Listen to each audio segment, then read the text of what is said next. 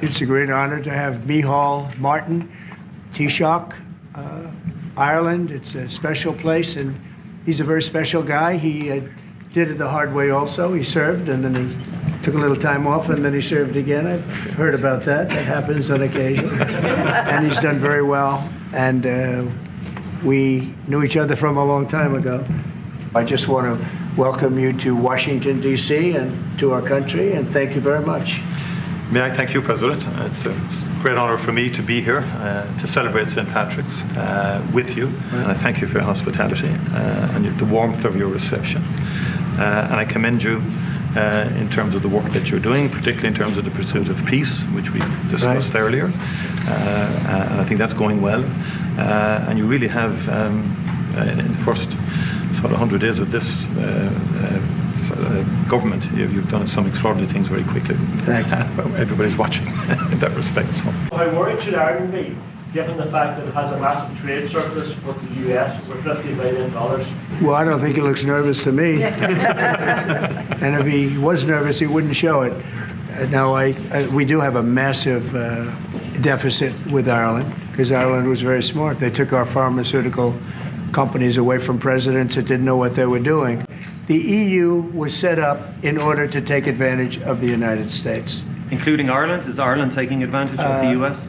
Of course they are. I can't, I have great respect for Ireland and what they did.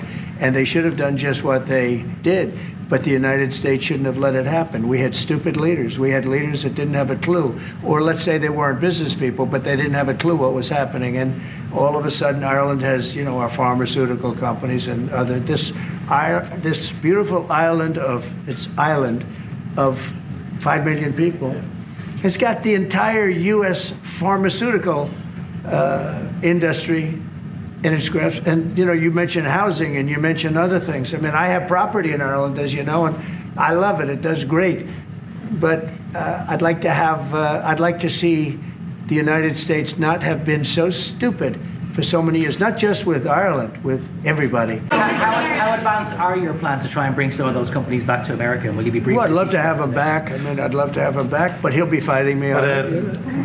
What I would say, President, if I could 1 second, just make the point. It's a two-way street too, and we are investing a lot more in America now.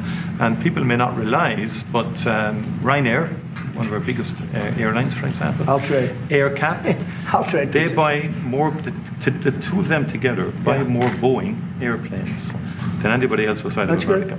That's a little known fact. It doesn't turn up in the statistics, but Ryanair and AirCap, big aircraft leasing company, Irish company, have done great work with Boeing and huge investments over the last couple of years. So, and there's a lot of Irish companies here now, about 700 and odd Irish companies based in America.